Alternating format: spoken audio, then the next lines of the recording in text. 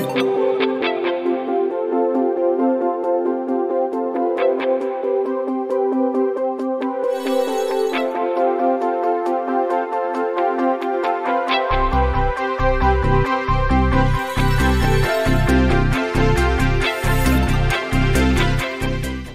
na lang din po nung title.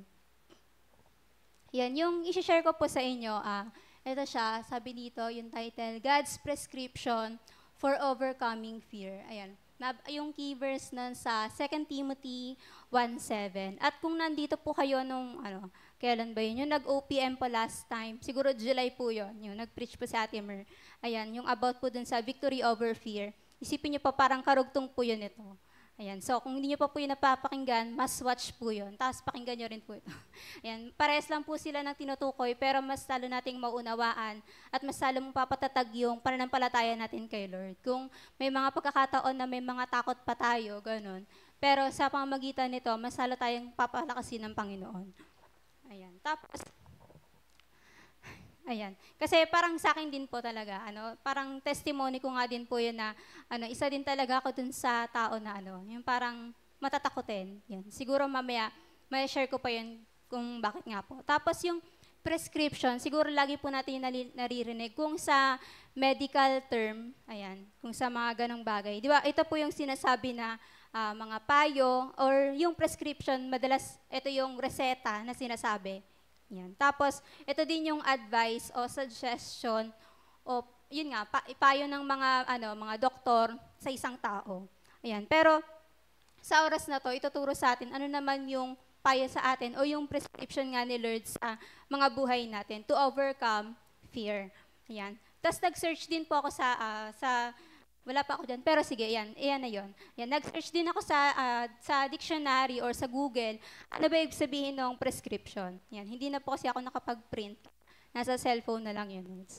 Yan, sabi dito, yung fear, ay yung prescription, meaning niya, yan, sabi dito, an instruction written by a medical practitioner that authorizes a patient to be provided a medicine or treatment. Tapos sabi pa sa ibang meaning, a piece of paper on which a doctor writes the details of the medicine or other treatment that someone needs. Tapos yung sa huli, the act of telling someone else what they must have or do. Yan. At kung sa ganito nga, kung sa mundo, yung mga doktor, may mga ganito sila, may mga piece of paper na ganito para ituro sa isang tao, na ito dapat yung gawin mo, ito dapat yung inumin mo. Tapos sa isang araw, dapat may oras ka, kada 6 na oras, ganito yung iinumin mo. Ganon. Itong gamot yung dapat mong gawin. Tapos sa isang linggo, ganito mo dapat siya ititik.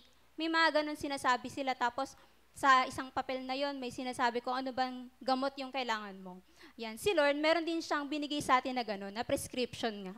Yan. Meron din siyang binigay sa atin na written na instruction, at alam natin na ano ba yun? Yun yung Bible. Yun yung din sa atin ni Lord, na meron din siya sa ating tinuturo. At kung yung mga doktor nga, may mga ganyan siya, si Lord, may ganun din siya sa atin. Kasi alam naman natin, di ba, na yung Bible, ito yung yung instruction ni Lord sa atin habang nabubuhay pa tayo dito sa mundo. Yan. Tapos sabi dito, yung Bible, alam natin na ito yung nagtuturo sa atin kung ano yung mga dapat pa nating gawin at mga hindi dapat nating gawin. Tapos, may isa nga kung isa sa favorite ko nga din pong book sa Bible, yung Proverbs. Kasi parang yung Proverbs, pag sa tuwing binabasa ko siya, parang kinakausap ka ng author nun. Parang sinasabi doon na, anak, ito dapat mong gawin. Anak, ito dapat yung hindi mo dapat gawin. Yung mga ganun yung sinasabi na kaya, kung gusto natin talagang mamuhay na talagang naayon sa Diyos, pwede nating basahin. Tapos, yung nag-1-to-1 po kasi ako nung mga nakaraan. Yun yung binigay ko dun sa Wina 1-to-1. Parang maliit lang po siya, parang booklet siya kasi nandun na yung nandun na yung Proverbs, nandun na Ecclesiastes. Yung nakakausap po kasi parang dami niyang sa buhay, parang prinsipyo sa buhay kasi kaya naisip ko kailangan mo tong malaman kasi ito yung yung prinsipyo naman ni Lord, yung parang ayun nga, yung yung nakalagay diyan prescription. Ayan, tapos basahin naman po natin yung yung sa 2 Timothy 1:3-7. Ayan, sabi dito, nagpapasalamat ako sa Diyos na pinaglilingkuran ko ng may malinis na konsensya. Tulad ng ginawa ng mga ninuno ko, nagpapasalamat ako sa Kanya sa tuwing naalala kita sa panalangin araw at gabi. Sinasabi to ni Apostle Paul kay Timothy. Ayan. Sinasabi niya dito yung pasasalamat niya sa Diyos at the same time, pinapaalahanan niya si Timothy sa mga bagay pa na gagawin niya. Tapos sabi sa verse 4, kapag naalala ko ang pag-iyak mo noong umalis ako. Kadugtong po yan ng 3. Tapos sabi, kaya nasasabi ka kung makita ka para maging lubos ang kagalakan ko. Sabi sa 5, yan, hindi ko makakalimutan ang tapat mong pananampalataya tulad ng nasa iyong Lola Luisa at ng iyong inang si Eunice at natitiyak kong nasa iyo rin ngayon. Verse 6, yan, dahil dito, pinaalahanan kita na lalo ka pang maging masigasig. Sige nga po, sabihin niyo sa katabi niyo, lalo ka pang maging masigasig. Ayan. Isipin natin parang tayo si Timothy. Tapos sabi ito, lalo ka pang maging masigasig saan? Sa paggamit ng kakayaang ipinagkaloob sa iyo ng Diyos na tinanggap ko ng patungan kita ng kamay. Tapos sabi sa 7, sapagkat hindi tayo binigyan ng Diyos ng espiritu ng kaduwagan, kundi espiritu ng kapangyarihan, pag-ibig, at disiplina sa sarili. Tapos ako nga, parang basta naniniwala kasi ako na kapag duwag ka, parang wala kang lugar sa langit. Yan. Pag duwag ka, wala kang lugar sa langit. Bakit? Kasi nabasa ko yun sa Revelation, yung mga duwag, napupunta sila ng impyerno. Bakit? Kasi di ba kapag duwag ka, parang sinasabi dun na, paano kapag tinakot ka? Yun, yung salitang fear. Di ba sabihin mo na, parang bigla mo na lang ibebetray si Jesus, o kaya naman ipagkakaila mo siya, o pwedeng hindi ka na maniniwala sa Kanya, gagawin mo na lang yung ganito. Yan. Kaya kailangan, tayo matapang. Pero yung tapang na yon, nanggagaling yun sa Diyos. Kaya alam natin na dapat hindi natin kiniklaim na duwag tayo, kaya yung mahiyain ka nga, ganyan. Tapos natutunan ko nga din na kapag mahiyain ka pala, parang yung parang ma-pride ka. Ganun. Kasi kapag ayokong tumayo, kasi ganito. Yan, sabihin pa, nagiging ma-pride ka pala kapag nahihiya ka rin. Yan. So, hindi tayo binigyan ni Lord ng espiritu ng kaduwagan. Binigyan niya tayo ng espiritu ng kapangyarihan, pag-ibig, at disiplina sa sarili. Kasi ako nga din po, ako po ako dati, parang, tawag dito, yun, yung parang duduwag-duwag ka nga, tas kilala ka na, na mahiyain ka nga rin. Sa totoo lang, ayoko po ng mga ganitong pagsasalita. Pero dahil sa tulungan ni Lord, hindi ko alam paano ko siya nagagawa. Yan, si Lord yung, kumikilos sa buhay ko. Ganun. Siguro tingin ko nga po kung hindi ako naging Christian, siguro nasa bahay pa din ako, parang, nagmumukmok, parang ganun, parang ikaw yung babae na loner, ganun, imo-imo, parang ganun. Feeling ko ganun ako, na hindi ako nagpapakita sa mga tao. Pero dahil nga si Lord yung kumikilos sa buhay ko, siya yung, yan, gumagamit nga din ng buhay ko. Sabi din sa English, ito yung, natin na, yun, palagi natin naririnig. Sabi dito, ayan, sa 7, for God has not given us a spirit of fear, but of power and of love and of a sound mind. Yan. Tapos meron nga po ditong kwento. Yan. Medyo English po kasi siya. Yan, paano ko ba ikukwento yung yan. Pero sabi dito, meron kasing isang lalaki na desperado na siya na magkaroon ng pera. Siguro naghihirap siya, ganyan, parang nagkukulang siya. Kaya parang gusto niya magnakaw sa isang bangko. Tapos first time niya lang kasi itong gagawin. Kaya habang papasok siya dun sa bangko, siya, kinakabahan talaga siya. Yan, tapos yung, lumapit na siya dun sa nahirapan ako, paano kayo sasabihin yung, parang sinabi niya. Kasi, yung magnanakaw na to, nagkamali siya ng sasabihin niya. Parang nasabi niya nga, sabi niya doon? Yan, parang nasabi niya nga doon dapat yung sasabihin niya dyan sa babae na yan, don't mess with me, this is a stick up. Parang ganon. Parang, wag mo akong gambalain, parang hold up to, parang ganon. Pero ang nasabi niya dyan, parang, ang tawag sabi niya dito? Ayan, don't stick with me, lady, this is a mess up. Yan, parang ganon yung nasabi niya. Pero di ba, alam naman natin na, sa totoo lang, mess up talaga yung ginawa niya. Yan, nagkagulo-gulo na yung mga, parang nagka-rumble-rumble na yung mga gusto niyang sabihin dahil sa sobrang kabado siya. Pero yung nasabi niya nga, parang iba na yung naging meaning. Di ba minsan may mga ganun tayo na kapag kinakabahan tayo, naggulo-gulo na. Kaya kapag dating dun sa kinakausap mo, iba yung ibig sabihin. Pero ikaw, ito pala yung gusto mong gawin. Yan. So, ayan, dahil first time niya magnakaw, kaya wag niya nang gagawin. Wag niya nang gagawin yan. Tapos sabi dyan, actually, ayan, yung fear can mess up talaga. Yan. Kapag kapag matatakotin ka o kapag may takot ka, ano talaga yon, magiging mess up talaga yung buhay mo. Yan. Tapos sabi, actually fear can mess up our lives even in the normal process of living. Ayan. Syempre, parang kahit sa simpleng mahirap siya kapag palagi kang takot. Yan. Tapos sabi dito, God wants us to be free of fear. Alam naman po natin yun na gusto naman talaga ni Lord na maging malaya tayo sa mga takot natin. Kasi maraming mga verses naman talagang sinabi si Lord na gano'n. At sabi nga dito, maraming sinabi si Lord na fear not.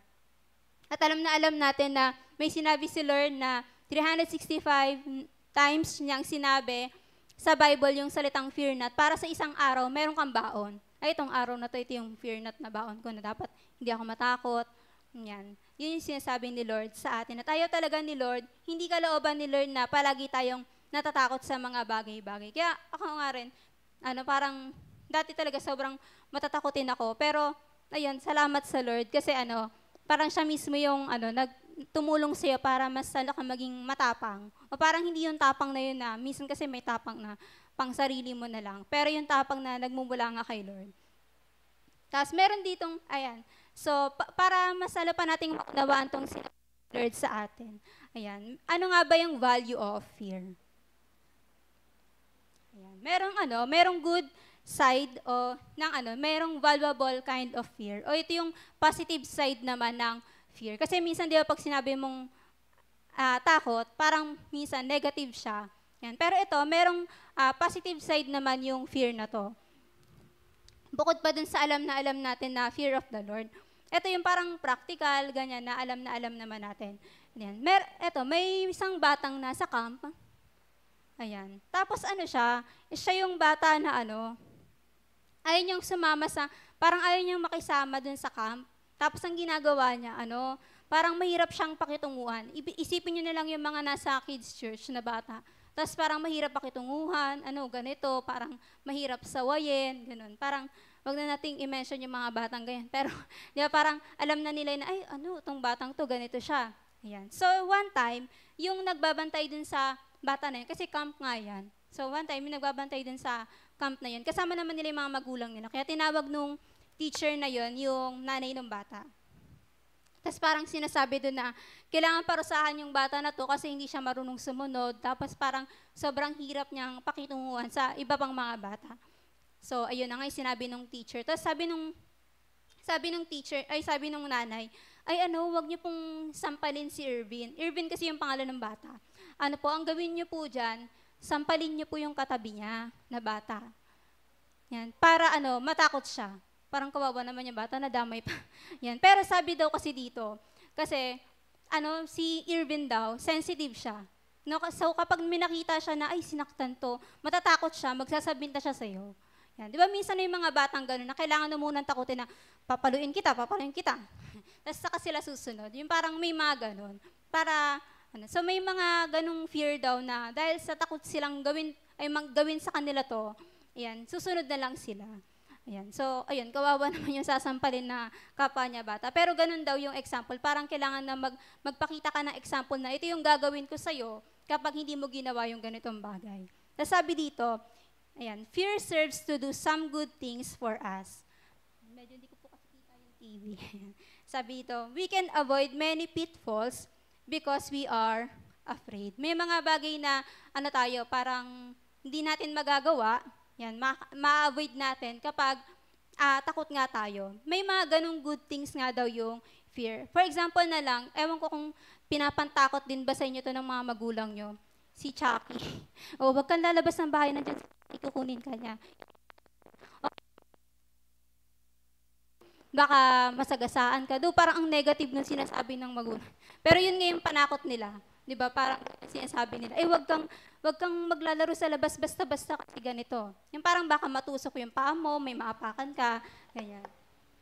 So, minsan, dahil dun sa fear na yon, hindi tayo mapapahamak, parang naging safe pa tayo dahil nga may ganung side ng fear. Pero, yun nga lang, may mga bata na lumaki na lang tuloy sila na takot na sila. O kaya yung, ayan. O kaya naman yung kuwari, sabihin ng magulang mo na, wag mo ipapasok yung daliri mo dyan sa electric fan, baka maputol yung daliri mo. Kahit hindi naman yun mangyayari. Pero di ba parang, para matakot ka lang na wag mo yun gawin. Yun yung sinasabi ng magulang mo sa'yo. Tapos sabi pa dito, there is the positive fear which God encourages us. Yan. Sabi, we are told in the Bible to fear God. In fact, the sure sign that people on their way to judgment and ruin is that they do not fear God. Kaya may mga tao na napapahamak sila kasi hindi sila, wala silang takot sa Diyos. Ito naman yung mga tao na kung ano-ano na lang yung ginagawa nila. Tapos, ayun, parang yun nga, wala silang takot nga sa Diyos. Ayan. Tapos sabi dito, merong mga example dito na nabanggit ngayong kailangan, may fear of God tayo. Ayan. Ito yung mga Bible characters. Ito si Jethro, nag-advise siya kay Moses. Kung maalala natin na si Moses, ito yung time na siya na nag-handle ng lahat. Tapos sabi ni Jethro, dapat maglagay ka ng mga leaders na merong fear of God.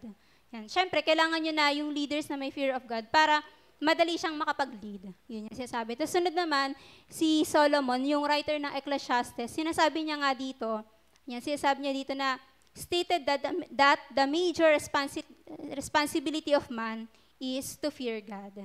Yun daw yung responsibility ng isang tao ay yung may takot tayo sa Diyos. Tapos yung pangatlo naman si Abraham, ito naman yung time na pumunta siya dun sa place ni Abimelech. Tapos nalaman ni Abimelech na na mag-asawa pala kayo, ganyan. Sabi mo, magkapatid lang kayo. Sabi ni Abraham, akala ko po kasi ito po yung lugar na,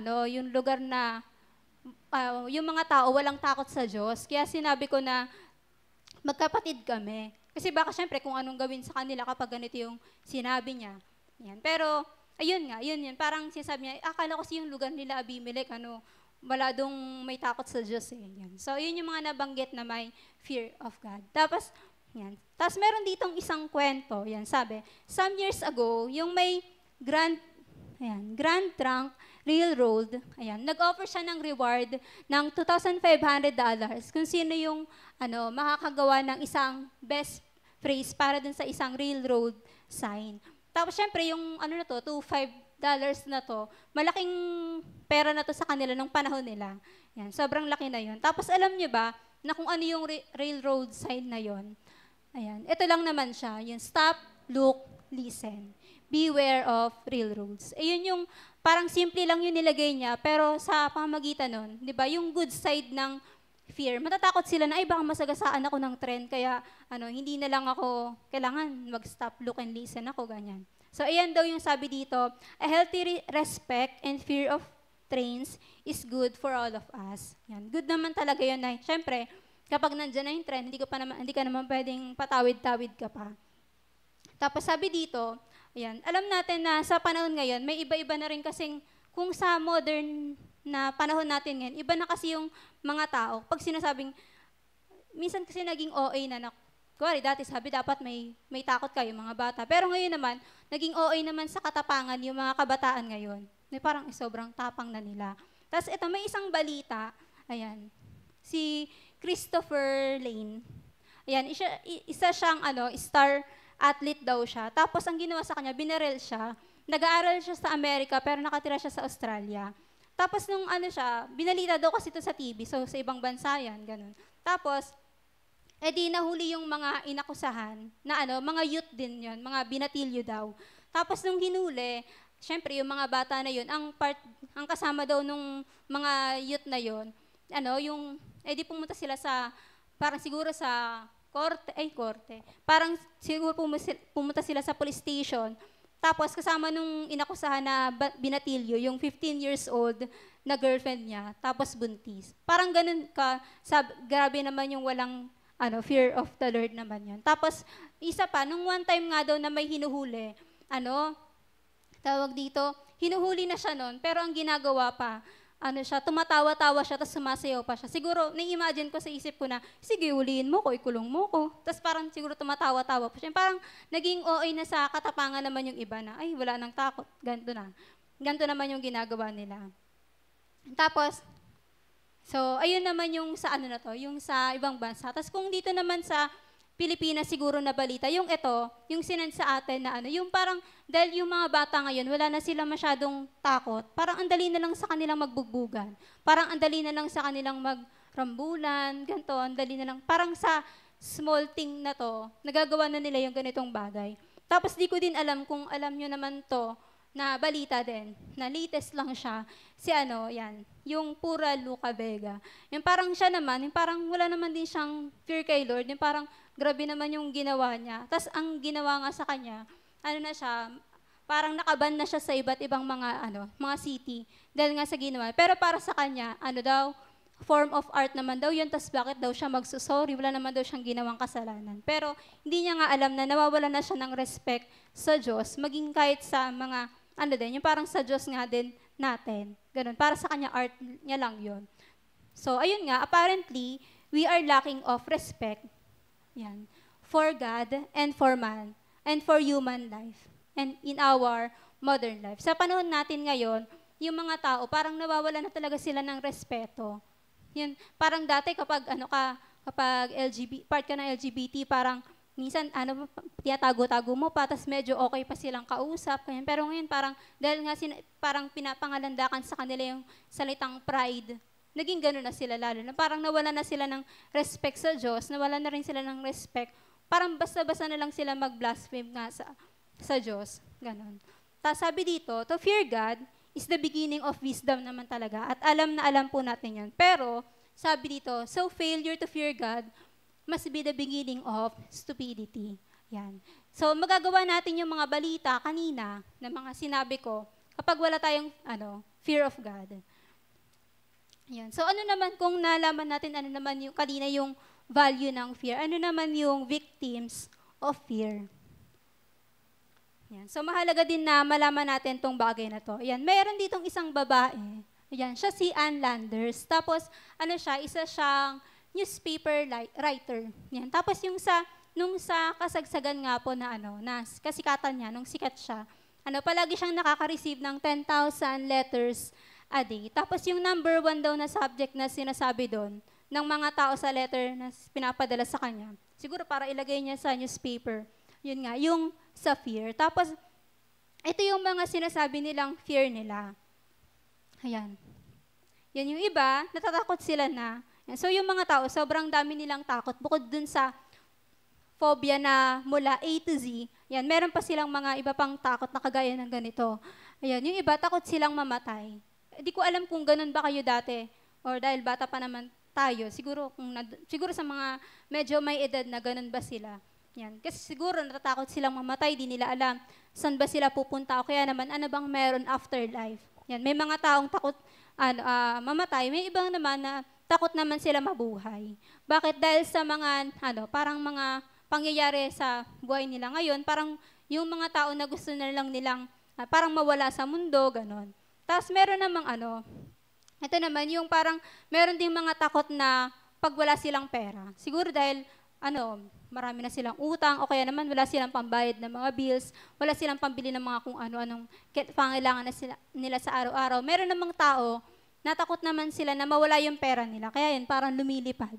Ayan. Kasi yung pera, ang bilis daw, parang lumilipad, ang bilis lang niyang mawala. Ayan. Tapos, meron namang tao na mga takot din sila na baka wala na silang parang mapangasawa sa future. Tapos yung iba naman, takot naman din sila na, na mag-asawa talaga. May mga ganong takot. At yung mga yan, mga nakalagay dyan, ayun yung mga nakasulat dun sa sinesend nila kay Ann Landers. So, fear is sinful and sobrang harmful po niya. Ayan, harmful. Sabi dito, the one feeling teenagers express most is fear. So, ewan ko kung isa-isahin siguro tayo, may kanya-kanya tayong mga takot na sasabihin. Takot akong ganito, takot akong ganyan. Yan, fear of, ano ba yung mga fear na yun? Fear of the future, fear of responsibility, fear of failure. May mga Siguro yung mga kabataan ngayon dito, iniisip nila, ano ba yung future ko? Takot silang, di ko alam kung ganun ba kayo na. Dati kasi nung high school kasi ako, nakadepende ako dun parang may circle of friends ako, pero parang, yun nga, hi mga friends. Baka mapanood nila. Baka mapanood ng mga friends ko dyan. Hindi, ayun, may parang may circle of friends ka, pero syempre, hindi mo naman sila palaging, parang kasama talaga sa circle. Parang nandun ka lang, nakiin ka lang. Nung high school ako noon, ganun ako parang ganun nga. Yan. So parang isip ko, paano ako magka-college? Kapag magsi-CR ako, kailangan kasama ko pa yung classmate ko. Kapag pupunta ako sa faculty, kailangan may kasama akong classmate. Parang dati, ganun ako, parang sa future. So, paano ako magka-college? Pero dahil nag-college nga ako, kilala ko na si Lord. Praise God, hindi naman ako ganun medyo coding ka ba nung nag-a-apply? Parang ganun. Pero, unti-unti, na-overcome mo na siya. Yan. Siguro, may ilan lang din sa atin na ganun. Tapos, yung iba naman, fear of responsibility. So, syempre, dahil ako po yung nagsasalita, example ko na lang din sarili ko. Dati talaga, ayoko po ng responsibilidad sa buhay. Para basta ako po yung tao na, parang, dahil kong prinsipyo, na parang kung sinasabi na kapag may katwiran, ipaglaban. Parang ganun ako dati. Alam ko, nasabi ko na yun dati sa discipleship. Parang ganun ako dati. So parang ayoko nang may responsibilidad kasi gusto ko, parang ang dami kong sinasabi. Pero may mga tao nga na fear sila sa responsibility. Ganon. Tapos, parang ganun nga po ako dati. Tapos sabi dito, meron din mga tao na fear of failure. Tapos dati din, ganun din ako, natakot akong magkamali. Kasi takot ako sa kung anong sasabihin nila ng mga tao. Ay, si ganito, kung nagkamali siya, siguro ganyan. Parang ganun. Siguro, marahil yung iba din sa atin, ganito din yung mga Pero sa message nga na to, di ba, matutulungan tayo ni Lord na ma-overcome natin to. Amen. Ayan. Tapos meron dito, ayan. So ito yung mga example din ng mga may mga kabataan na takot sila nga sa future nila, ganyan. Tapos sobrang, yung nila, yung fear nila sa future, sobrang intense na parang napapaisip na lang sila. Ganyan. Tapos yung mga tao na, may mga bata ngayon na, ay, ayoko nang tumanda. Kasi bakit nila naisip na ayaw na nilang tumanda? Kasi nakikita nila sa mga magulang, sa mga ate kuya na, ay ganito pala kapag matanda na. Parang ganun. Siguro yung mga pag-aaway-away, ganyan. Parang nako-confuse na, ay, parang ayoko na lang maging matanda. Yan. Meron namang iba na, yun nga, nagli-lead na lang sa suicide. Yan, dahil nga ayaw na nilang mabuhay. O kaya naman, may iba naman dyan na takot na silang yung responsibility na mamuhay sila mag-isa. Kaya ang ginagawa nila, kasama pa rin nila yung magulang nila kahit anong edad na sila, nagtatrabaho na sila, nandun pa rin sila sa magulang nila. Parang takot sila na mawalan sila ng nanay at tatay. Parang ganun. Tapos meron naman, syempre yung mga senior naman, takot naman din sila na, yung parang losing of loved ones. Kasi syempre matanda na sila, sino mag-aalaga sa akin kapag nawala yung anak kong ganito, nawala yung ganito, ganyan. Parang takot na sila. Tsaka may takot din sila dun sa mga sakit nga din. Dahil matanda na sila, ang dami nga nilang nararamdaman, dami na nilang mga karamdaman. So, at saka sabi dito, ayan, fear has a vicious nature about it. Sabi dito, it does not care who you are or where you are. Kaya yung fear, kahit sino talaga meron ito. Yan, parang nagdududa ako kung sinasabi mong wala kang fear, pero lahat talaga tayo may fear. Ayan. At hindi daw to pinipili kahit sino, kahit bata. Katulad ng kaninang example ko, yung bata, di ba, may fear siya. Hanggang sa matanda, may fear. Lahat tayo may fear talaga. At ayun nga yung kailangan nating i-overcome. Sabi dito, fear attacks people of all colors, all economic levels, and all backgrounds. Mayaman, mahirap, yan, may ngipin na wala. Pero yan, lahat tayo, may takot tayo. Tapos sabi dito, fear can attack children, teens, young adults, and everyone else into old age. Lahat tayo, inaatake ng fear. Pero syempre, hindi tayo dapat papadaig sa fear nga po na yon. And tas may kwento nga rin po ulit dito. Ayan. Ayan. Ayan. Tapos isang beses, may isang nanay na dinala niya yung 8 years old niyang bata sa isang bus station. Ganun. Tapos yung bata na to, ayaw niyang sumakay ng bus. Tapos ayun. Tapos may isang babae naman doon na, Ayan, yung bus na yun, parang school bus, para pumunta na siya sa school. Pero yung bata na yun, ayaw niya sumakay sa bus. Tapos merong isang babae doon, hindi niya sinabi kung kaano-ano siya. Pero ang ginawa niya lang, kasi yung magulang, pinipilit niya yung anak niya na, anak, sumakay ka na dun sa bus para ganito, ganyan. Kasi pupunta ka na ng school, ganito. Tapos, ayun nga, may isang babae doon, ang ginawa niya, naupo lang siya dun sa tabi ng bata. Yan, tapos nakipag-usap lang siya. Tapos, parang 30 minutes siyang nakikipagkwentuhan sa bata. Tapos nalaman niya yung mga, nakipag-usap siya tungkol sa kaibigan, sa mga favorite niyang palabas sa TV, at kung ano-ano pang mga bagay, kung ano yung laruan na gusto niya, ganito. Tapos one time, di parang ang tahimik na nila, ganyan. Tapos, natanong niya yung bata, niya, bakit ayaw mong sumakay sa bus? May nananakit ba sa'yo sa bus? O sa school? Yan. Yun yung Tapos, hindi sumagot yung bata. Kung ano yung takot niya, baka tayo niya pumunta sa school, ayaw niya sumakay ng bus. Kung may nanakit ba sa kanya o wala. Tapos parang tinanong din sa kanya, baka natatakot ka ba sa isang tao? Tapos yung bata, tumangulang siya. Tapos tinanong yung bata, ito ba yung teacher mo? Tapos yung bata, parang nangingilid na yung luha niya. Tapos parang nasabi niya nga na, oo. Yan. Tapos, sa kanya, wala naman talagang nananakit sa kanya sa bus, pero natatakot nga siya dun sa teacher niya. Yan, grade 3 pa lang yung bata, pero takot na siya sa teacher niya. At alam natin na, so yung problem nga dun, hindi siya takot sa pagsakay ng bus, kundi may takot siya dun sa teacher niya. Naalala ko yung grade 3 pa lang din ako nun. May ganun din ako. Sabi ko dati sa ate Sol ko, sabi ko, tayo ko na mag-aral. Grade 3 pa lang ako nun. Sabi niya, bakit? Kasi inisip ko, yung dahil takot nga ako ganito, ganyan, parang takot kang mabully, parang ganon. Pero, so, ang sinasabi dito, yung fear, totoo siya. Ayan, fear is real talaga, na kahit yung mga batang ganito, may takot na sila. Yan, so, I pray na hindi tayo ganito ng mga teacher, di ba, na sasabihin ng mga bata, ayoko na pong pumunta ng church kasi nakakatakot po yung teacher. Yan. Pero ito nga bata, natatakot siya. Ayan. Tapos ito naman yung mga example na mga may natakot din sa Bible. Iba pang mga takot. Yan. Example, ito si Peter, nung na-experience niya ito yung hinuli na kasi si Jesus, tapos nakita siya ng mga babae na sabi, kasama ka ba ni Jesus? Tapos dahil sa takot niya, ikinaila niya nga si Jesus. Kaya di ba, dapat hindi tayo ganun na naduduwag-duwag kasi baka maging magaya tayo ni Peter dito. Yan. Tapos yung sunod na kwento, yan, ito naman yung mga sabi ito, hindi ko nabasa.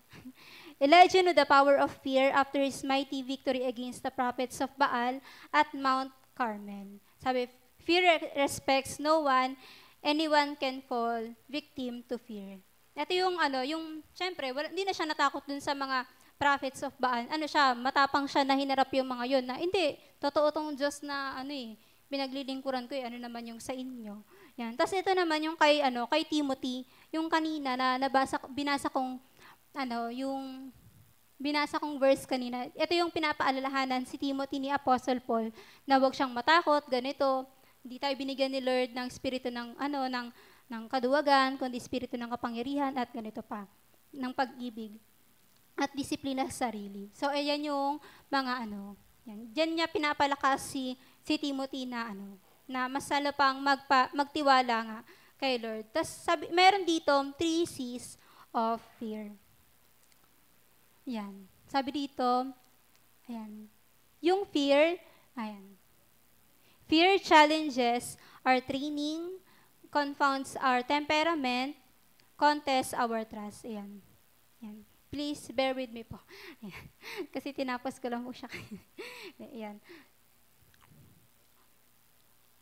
Yan. Sabi dito, yung una dyan, fear challenges our training. Sabi kahit daw yung pinaka-trained na actor, sa isang film, matagal na siyang artista, pero may takot pa rin yung mga yan. Meron daw kasi isang actor na ininiyahan daw siya or in-invite daw siya na mag-speak in public. Ang nangyari sa kanya, nilagnat siya. Natakot kasi siya mag-speak. Ayan. So, yun yung example doon na yung fear challenges our training. Kahit matagal na tayong tinetrain, pero yung fear, nandyan at nandyan pa rin siya. Parang naano ko nga din yun sa sarili ko na, basta alam ko, kaya ko na, I can do all things, ganon. Pero sa tulong nga din ni Lord. So kahit parang nasa training ka, yung fear, parang lagi siyang bumubuntot sa'yo na, di, matakot ka pa din, hindi mo kaya yan, ganyan.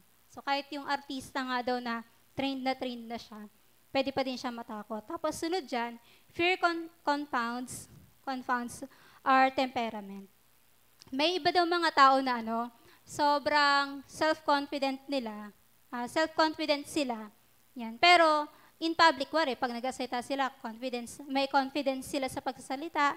Ganyan. So, confident sila sa mga pagsasalita nila. Pero deep inside sa mga sarili nila, meron diyang mga fear nga sa kanila. Ayan. Yan, sabi ka, sa katunayan, ang ilan sa mga kumikilos ng may lubos na pagtitiwala sa sarili ay may matinding takot na nakabaon sa kanilang mga puso. May mga ganun na kunwari, sa panglabas, matapang sila, pero sa loob-loob talaga nila, natatakutin pa rin sila. Pero sa atin, ang maganda kasi sa atin, di ba, alam natin, alam ko, di ko naman po talaga to kaya, Lord. Ayun, umaamin ka kay Lord na, Lord, hindi ko naman to kaya. Pero hindi yung sinabi mo, hindi ko to kaya, hindi ko nagagawin. Pero yung hindi mo kaya, pero alam mo, kaya ni Lord sa buhay mo. May mga ganun kasi na, hindi ko na kaya, wag na lang po. Parang ganun. So, hindi naman ganun yung tinuturo sa atin dito ni Lord. Yan. Tapos sabi dito, yung pangatlo dyan, fear contests our trust. Yan.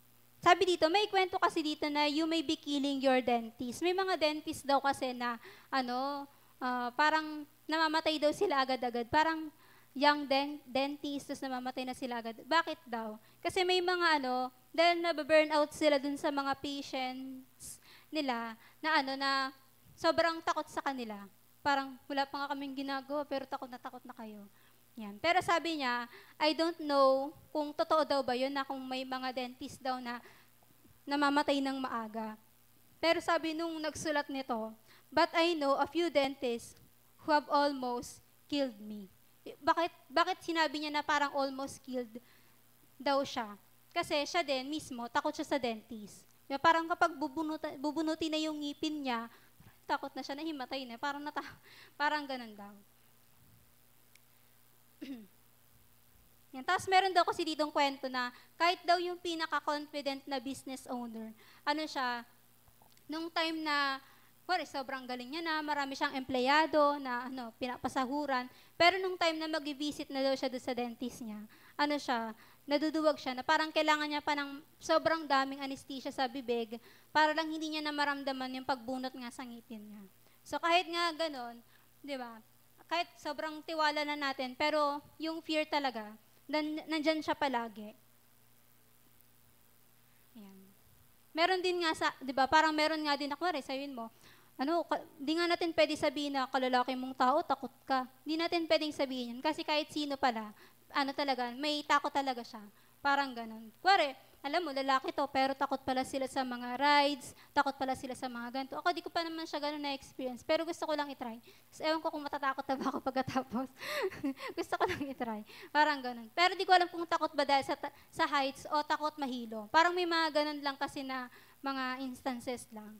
Tapos, ayan. Tapos next na, in reality, fear is actually an attack on our faith in God. Talaga to?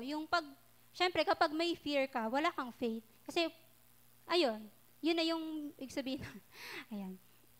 We are pressed in our heart and mind to let go of our trust in God when facing challenges. Yan. Sabi dito, fear robs us of the confidence we can have that God is with us and help us deal with every issue. Yung fear, parang ninanakaw nito yung confidence na dapat meron ka. Dahil takot ka na, hindi mo na nagagawa yung dapat na pinapagawa sa iyo ni Lord. Ayan. Kaya dapat hindi tayo padadaig nga dun sa mga takot natin. Kundi daigin natin yung mga takot na yun sa tulong nga din ni Lord sa mga buhay natin. At hindi kalooban ni Lord na matakot na lang tayo habang buhay. At kasi hindi naman niya yun binigay sa atin. Tapos ano naman yung viciousness of fear? Tapos sinerch ko yung word na yan. Pala yun? Yung parang sabi, kabangisan. O parang kung gaano ba kagrabe yung fear sa atin. Gaano siya ka-cruel daw sa isang tao kapag meron kang fear. Yan. Meron ditong isang doktor, si Dr. George Engel. Yan. Siguro ganyan yung basa. Yan, meron siyang sinulat na isang book. Tapos dinetailed niya dun yung mga nangyari parang deaths ng 170 na mga tao na maagang namatay. Yan. After receiving an intense emotional shock, parang namatay sila dahil meron silang natanggap na balitang ganto, tapos namatay sila. Siguro yung mga nagugulat, gano'n. Nagugulat. Siguro parang nagulat sila sa isang mga balita, mga ganyan. Tapos sabi dito, the most vulnerable appeared to be men in the 45 to 55 age bracket. Yung mga nandun daw sa sinulat niya na 170 na mga namatay, mga nag-age daw yun ng 45 to 55, tapos mga kalalakihan daw yung mga nandun. Tapos yung 9 daw doon, mga babae, na namatay, ayon daw sa pag-aaral, namatay sila, sabi, after a sudden loss of status or self-esteem. Siguro nung may namatay yung asawa nila, o kaya naman, parang napanghinaan sila ng loob. Ayan, parang sila, yun yung nagiging dahilan bakit sila namamatay.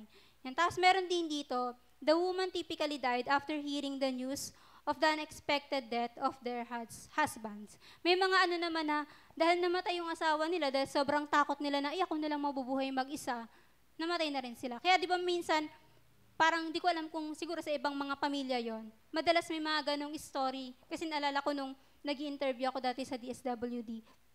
Nung parang kwento ng mga magulang nila gano'n na, namatay po kasi si Papa ng ganito. Kaya tas mga ilang buwan lang, namatay na din po si Ma'am. Parang may mga ganun sila. Kasi nga dahil nga sa takot na, mapag-isa. May mga ganong tao na takot silang mapag-isa. Tapos dito, did you know? Ayan. Yan. Merong isang English writer din. Ayan. Na nag-publish siya ng isang book na Scared to Death. Search ko sana yung Scared to Death kasi na-scared ako dun sa mga picture. Siguro wag ko nang ilagay. Parang basta mga monster siya. So, hindi ko na lang aanin yung isip ko na mga ganun. Sabi, telling about 28 men and 14 women who supposedly died of fright. Ayun, yung takot sila dun sa na ngayon. Scared to Death. Siguro siya, true to life. O basta kwento lang.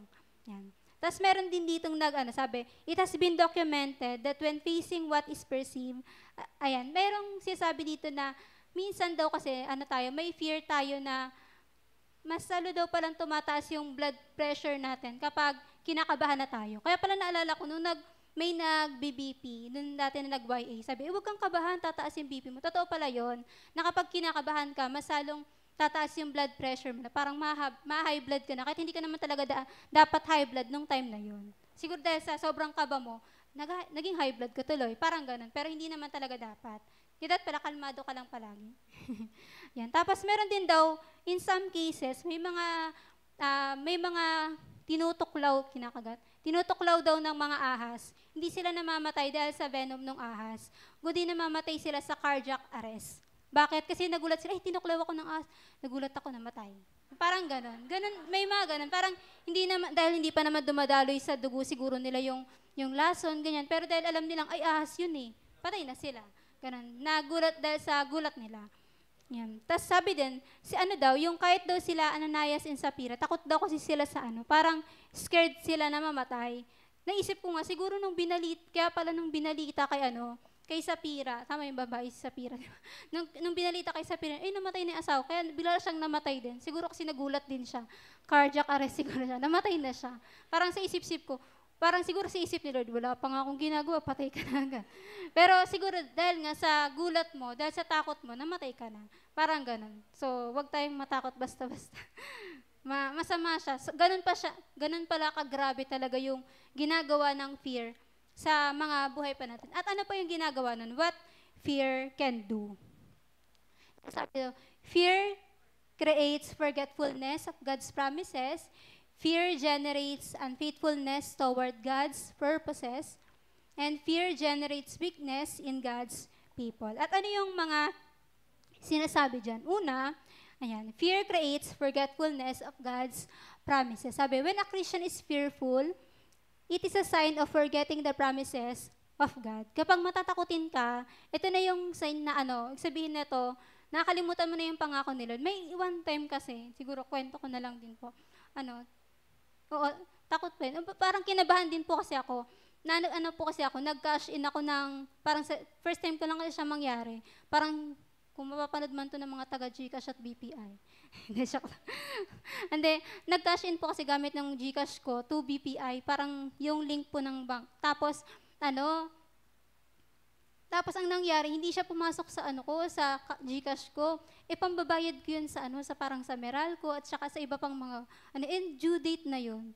So parang minsan kinabahan talaga ako noon. Sabi ko, hala. Tapos yun nga yung naalala ko yung message ni Ate Mer last time na yun, parang napapraning ka na baka mamatay yung ilaw. Parang sabi ko, baka mawalan kami ng kuryente, baka bilang ganito, sabi nila magbayad na ako.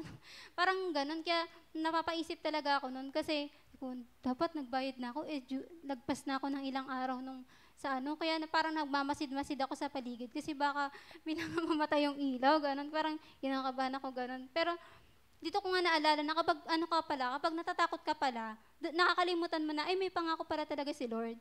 Parang nung time na yun, siguro nakalimutan na gagawa naman talaga si Lord ng way, di ba? Na parang sa tingin natin na parang when there seems to be no way, parang mga ganon. Pero nung time na yun nga yung nagagawa ng fear sa atin na may nakakalimutan tayong pangako ni Lord. Dahil ganun nga, yun. Tapos meron din dito, yan. Kaya it is important for God's people na mag-memorize tayo ng mga verses para meron tayong nababanggit. Tapos, naalala ko po kasi, di ko po sure kung napanood nyo na ba yung kay Richard Wurmbrand.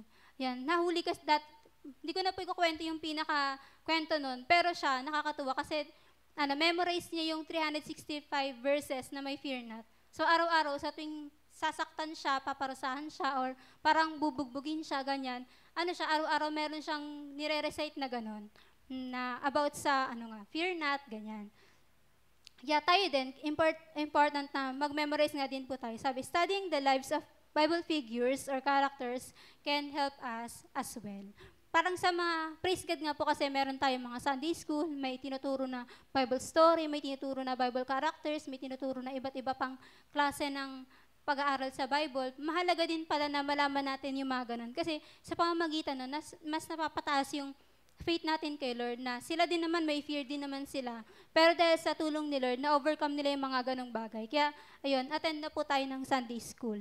Ayan. Tapos, yan. Nalaman natin, syempre, di ba, sa mga Bible characters na yun, nalaman natin na dumaan din naman sila talaga sa matinding paghihirap.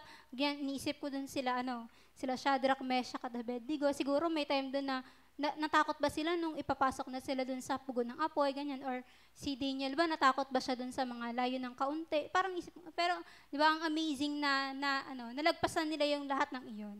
Yan. Dahil nga, nagtitiwala sila kay Lord. Tapos sunod, ayan.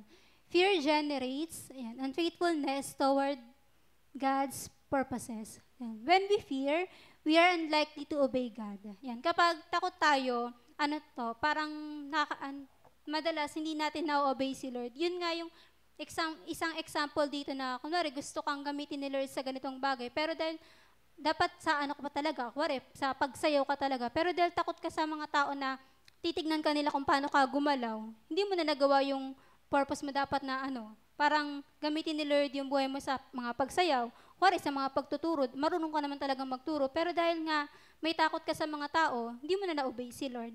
May mga ganun tayong bagay na nagagawa. Tas yet, when we trust God, ayan, kapag nagtitiwala tayo kay Lord, we will do anything He asks of us. Na kapag may sinasabi si Lord sa atin, di ba? Ayun yun, kapag may tiwala tayo kay Lord na, Lord, hindi ko man to kaya, pero alam kong kaya mo to, magagawa ko tong bagay na to. Ayan. Tapos may sinasabi kasi dito na meron daw siyang kilala na taong may great gifts. Ayan. Pero tumangking maglingkod sa Panginoon dahil nga sa takot niya. Siguro yung mga tao na, siguro mga magpapastor, ganun. Pero dahil takot sila na, kapag pastor, ganito, ganyan, parang wala naman talaga silang, alam mo yun, yung parang income na dapat ganito kagaya na natatanggap ng isang parang empleyado, parang ganun. Siguro takot sila na ganun. Yan. Tapos sabi dito, meron siyang great gifts, parang may mga talent naman talaga sa kanya binigay si Lord. Pero dahil nga ayaw niyang, dahil nga, parang takot siya, tumanggi siya dun sa calling niya yun, niya na yun. Tapos pero may kilala rin naman talaga, ako din, parang may kilala ka rin naman talaga na tao na wala naman masyadong talent o parang medyo, nga lang yung talent nila, kaunti. Pero dahil nagpagamit sila kay Lord, mas lalo pa yung dumami. Diba? Dahil wala silang takot na parang, ay, hindi. Si Lord naman yung gagawa nito kahit wala akong talent sa ganito. Yan. Pero iba lang daw yun kapag sa pagkanta. Narinig ko lang yun sa, may nagturo. Yan. Pero, syempre, di ba, kung para sa ganito ka naman talaga, pero dahil takot ka, hindi na nagagawa yung dapat na gawin ni Lord sa buhay mo. Ayan. Tapos, meron ditong example. Nakakatuwa tong example na to. Si Haiti Gardner. Ayan. Yan. Basahin nyo na lang po yun nandyan. Yan. May isang pastor na pumunta sa church nila Haiti, yan, sa Hartsville, South Carolina, in early 1970s. Tapos nakilala niya dyan si Haiti Gardner nga po. Yan. Tapos nung dumating siya sa church, si Haiti, tama ba Haiti? Hindi. Siguro yan, Haiti. Yan. Tapos si Haiti that time, kakatapos niya lang sa 40 years na, na pagmi-mission niya sa Africa. Yan. Tapos at age of 70, ayan, napilitan lang siyang mag-retire kasi merong ngang requirement na na age limitation requirement na kapag umabot ka na ng ganitong edad, dapat itigil mo na yung mga ganitong pagmi-mission. Yan. So, doon lang siya napatigil. Pero siguro kung walang requirement na ganon, age requirement, siguro si Haiti, nag-mission pa rin siya. At syempre, sobrang amazing niyang babae, di ba, na sobrang tanda. At ano pa yung kakaiba kay Haiti? Si Haiti, lang daw pala siya, 5 feet lang siya. Tapos sabi, ang grabe dito, thin as a rail. Parang 5 feet. Ako po kasi mga 5'2". May ito pang, joke lang. Parang may ganun. Siyempre naisip mo, yung medyo mas mababa sa akin. Tapos sabi, thin as a rail. Grabe naman yun. Mapayat din ako. Tapos ganun nga daw si Haiti. Kasi parang maliit lang daw siyang babae. Yan. So, encouragement to sa mga babae dyan na maliliit. Yan. Tapos si Haiti parang, yung itsura niya, parang akala mo, hindi niya masasurvive yung 40 years na yon na mapapatanong ka, talaga ba, na-survive mo yung 40 years na pagmimisyon? Hindi halata sa'yo. Ganun daw yung sinasabi sa kanya ng mga tao, parang grabe naman kayo. Grabe ka, judgmental. Ayan. Tapos, pero yung story niya na to, yan, dagdag sa Women's Fellowship. Yan, pero yung story niya na to, parang nakatulong to na mas mapatatag nga yung siyempre, yung yung courage din natin at commitment natin kay Lord, na mas lalo pa tayong magtiwala kay Lord. Ito nga, malit lang na babae, mapayat siya. So, hindi naman pala ni Lord ginagamit lang yung mga ganito. Hindi kahit mapayat, mataba, maliit, matangkad, kayang gamitin ni Lord. At ito nga, yan siya. Itong nag-start si Haiti nung mid-20s niya. Yan. Tapos, one time, nag-volunteer kasi siya sa mission board, foreign mission board. Ayan. So, ayun, nag-volunteer siya para mag-mission. Tapos one time, kinausap siya ng mga board members about nga dun sa pag-mission niya. Tungkol dun sa calling na ginawa niya sa Diyos, yan sa mga pagiging missionary niya. Tapos, kinwento niya dun yung nangyari sa kanya, paano ba siya napunta dun sa pagmimission, ganyan. Sabi niya, tinawag ako ng Diyos para magmission sa Africa, pero ayaw ng board na ipadala siya doon. Ayaw talaga nila, kasi nga, yan, sabi ito, kaya sobrang na-disappoint si Haiti kasi hindi siya pinadala. Tapos nagtanong yung mga board members, bakit hindi siya pinadala doon? May isang employee na nagsabi, yan, sabi ng isang employee of the mission board na yung Africa daw kasi tinatawag siya na darkest na parang Africa, ganun. Sabihin parang hindi siya safe na lugar talaga. Hindi daw yun lugar para sa mga maliliit na babae tulad ni Haiti. Ganun yung sinabi na, ay Haiti, di ka bagay dito. Di bagay yung mga maliliit na babae kagaya mo sa darkest of Africa. Parang ganun yung sinasabi nila. Pero mayroong isang board member nga doon na sinasabi na when God called her to Africa, alam niyang isa siyang babae. Yan, women empowerment na ulit to. Yan, alam niyang isa siyang babae, tapos sabi dito, at isa siyang maliit na babae. Alam niya yon nung tinawag siya ni Lord. Hindi naman siya nagdalawang isip. Yan. Pero sabi, ipadala siya kung saan siya tinawag ng Diyos. Kaya anong nangyari? Nakapag-mission pa rin siya sa Africa. Kasi meron isang tao doon na naniwala sa kanya na, hindi, dyan siya tinawag ng Diyos, bakit natin siya hadlangan? Diba? Kasi minsan hindi naman talaga tayo yung makakapag-question sa calling ng isang tao na bakit siya napunta sa ganito, bakit siya napunta sa ganyan. Pero dahil siya naman talaga yung kinausap ng Diyos na ganito ang gawin niya, ganito yung gagawin niya, hindi natin yun pwedeng hadlangan. Pero kung si Haiti siguro, nagpadala siya dun sa mga sinasabi sa kanya na, ay, mahina ka, hindi mo to kaya, ganyan, maliit ka lang. Siguro hindi niya magagawa yung 40 years na yun. Pero dahil nga, hindi siya natakot dun sa mga sinabi sa kanya, at lalo na hindi siya natakot dun sa Africa na pupuntahan niya, naging successful yung mission na pinapagawa sa kanya ni Lord. Ayan. Para nga dun sa mga ibang mga nandoon, akala nila hindi siya magtatagal ng 2 years, pero nagtagal nga siya.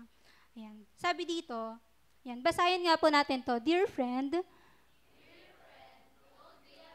of God's will for you. Fear will keep you from His purpose in your life. Don't be afraid to witness. Don't be afraid to tithe. Don't be afraid to take a place of service in His church. Faith overcomes fear. Amen. Diba? Na huwag tayong matakot sa mga ganitong bagay. Faith overcomes fear. Dahil kapag may fear ka, wala kang faith. Diba? Pero kung may faith ka, it overcomes fear. Ayan. Sabi naman sa pangatlo, overtime na po ba ako? Hindi ko po alam. Yan, sabi, fear generates weakness in God's people. Yan, sabi dito, yan, yung fear, ito yung, sabi dito, fear can weaken you so much that you don't function in your life.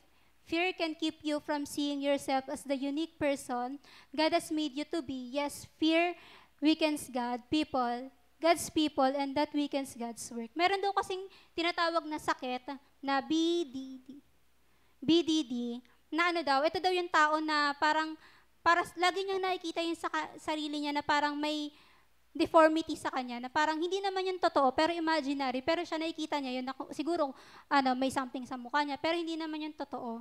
So, anong nangyari? Hindi siya nag-function sa trabaho niya ng maayos, hindi siya nakakapagtrabaho ng maayos kasi iniisip niya na, baka hindi na okay yung mukha ko, hindi na okay yung kamay ko, may ganun siya. At tayo din, kung isipin natin na laging may mali sa atin, hindi tayo magagamit ni Lord. At alam naman talaga natin na hindi naman tayo perfect pero kaya lang naman tayo ginagamit ni Lord dahil hindi naman yun dahil sa atin, kundi si Lord naman talaga yun, kasi may purpose siya sa mga buhay nga po natin. Tas yung last na lang po dito, naman yung the victory over fear. Yan. So, di ba sabi ko po kanina, parang karugtong lang siya nung topic nung last time po na UPN. Kaya kung hindi niyo po yung napanood, yan, must watch po yun. Sabi, how do we overcome fear? Yan. Ngayon, may kwento dito. May isang bata na nakulong siya sa isang kwarto na madilim. Tapos hindi na siya makalabas. Tapos ang nangyari dito, yung tatay niya, nagpatawag na siya ng locksmith para mabuksan yung, pero dahil hindi pa dumarating yung, yung parang mag-aayos nung kandado siguro o nung pintuan, ginagawa niya, nakikipag-usap lang siya dun sa anak niya. At dahil alam nung anak niya na nasa labas lang yung tatay niya, nawawala yung takot niya. Yan. Parang ganun din tayo, di ba na? Dahil alam natin na nandyan lang si Lord, kasama natin si Lord, hindi tayo natatakot. Pero kung isipin natin, ay malayo yung Diyos. Siguro may mga bagay na nasa madilim tayong parang darkest part na tayo ng buhay natin at inisip natin na wala si Lord, siguro susuko na tayo. Pero itong bata na to, dahil alam niyang, ay nasa labas lang naman yung tatay ko, nasa labas lang siya ng pinto, hindi na siya natakot. Ayan, sabi, ano bang meron tayo? What we have. Ayan. Ano bang binibigay sa atin ni Lord? Ayan, God's power to confront fear. Ayan, binibigay sa atin ni Lord.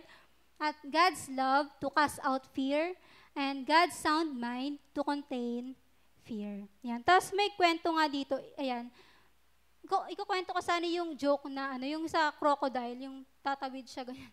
Ayan. Pero yan, parang ganito din yun. Imagine niyo na lang yan. Dapat ito talagang isa yung paratrooper daw o parang sundalong parachutista. Ayan. Parang tumatalon sila, sundalo ganun. Tapos sabi niya, ilang beses ba dapat tatalon? Sabi niya, 25 times. Sabi niya, talaga 25 times? Sabi niya, hindi, isang beses lang talaga dapat ako tatalon, kaso tinulak ako 24 times. So, tumalon na siya. Parang gano'n na. So, pero, ayun nga, minsan, yan, sabi dito, yan, susunod, yan, yan. We have God's power to confront fear. Sabi dito, sometimes, God will push us in order to help us overcome our fear. Minsan, it takes, more push sa atin para magawa natin yung isang bagay. Kasi minsan parang, sige, konting pilit pa. Di ba may mga ganun tayo na, sige, pilitin mo pa ako, gagawin ko na. Pero totoo naman talaga yun. Kaya natin nagagawa yung isang bagay kasi si Lord, pinupush pa tayo na magawa pa natin yung mga yun. At sunod po, yan. Parang katulad daw tayo ng isang bata na tatalon sa pool, pero ayaw niyang tumalon. Pero dahil alam niya na yung tatay niya yung sasalo, tumalon siya. Minsan may mga ganun tayo na ayaw nating gawin to, pero dahil, Lord, alam kong ikaw naman talaga yung sasalo sa akin. Yun yung about sa pagtitiwala nga kay Lord. Kapag may trust tayo kay Lord. Tapos kasunod po, yan, we have God's love to cast out fear. Bakit? Anong sabi dun sa verse? There is no fear in love. Kapag nagmamahal ka, wala daw natatakot doon, but perfect love casts out fear. Ayan. Because fear involves torment, but he who fears has not been made perfect in love. Sabi yan sa 1 John 4:18. Ayan, hindi ko po mabasa. Ayan. Pero sabi yan sa 1 John 4:18. Ayan. Tapos sunod dito, basahin nga po ulit natin. Dear friend, this is not our love for God. It is His love for us. You need not fear. He loves you. You see, it is not just God's strength that causes us to trust Him. It is His love. He loves us, and even if we are going through hardships, He is working behind the scenes to bring about a good purpose. Yan, di ba? Nasabi niya naman po yan dyan. Sunod po, we have God's sound mind to contain fear. Ayan. Sabi dito, yan, yung verse dyan, Psalm 34:4, I sought the Lord and He heard me and delivered me from all my fears. Tapos may kwento dyan, si Abraham Lincoln daw, meron daw siyang malaking Bible na siguro gamit niya na daw yon. Tapos yung Bible na daw yun, madali daw yun na mabuklat sa isang page. Tapos kapag tinitignan daw yung page na yon, para siyang may smudge o parang ng daliri na na sure ka na siguro palagi itong binabasa yung verse na yon. At yung palaging binabasa daw na verse na yon, ito yon. Kapag nakita daw natin yung Bible ni Abraham Lincoln, yan daw yung palagi. Siguro po kapag nalaglag yung Bible niya, yun yung unang bubukas. Kasi lagi niya yung binubuksan. At pwede din nga din natin tong maging favorite na verse sa tuwing natatakot tayo. Yan. At sunod, sabi dito, ay naulit. Yan, naulit po ba? Yan, next nyo na lang po. Yan, sabi dito, yan, yung fear, sabi, fear harms your body, fear takes away our peace of mind, fear stresses your nervous system, fear makes you selfish, fear keeps you from acting in faith, and without faith, it is impossible to please God. Kaya dapat, yung fear lang na meron dapat tayo ay fear of the Lord. Ayan.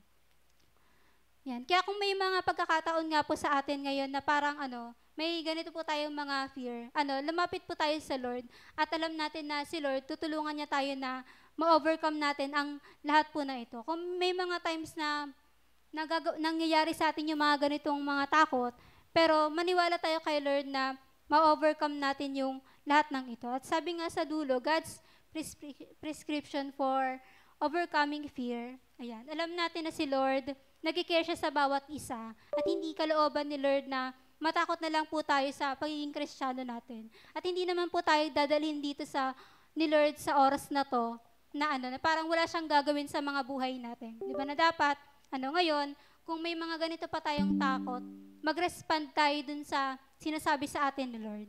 Di ba? Na for God has not given us spirit of fear, di ba? Na ano pa bang binibigay ni Lord sa atin? He has given us spirit of power and of love and of a sound mind. At ayun lang po, to God be the glory.